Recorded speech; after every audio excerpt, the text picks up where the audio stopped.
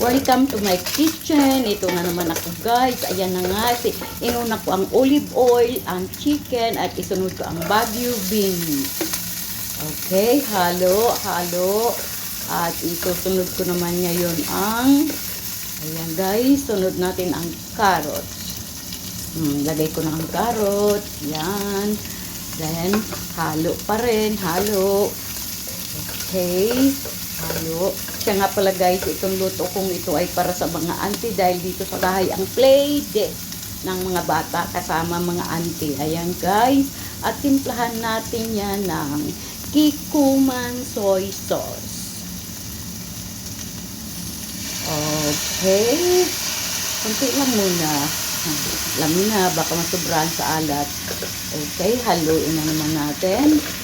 Haluin. At isunod ko naman ngayon ang oyster sauce. Yan guys.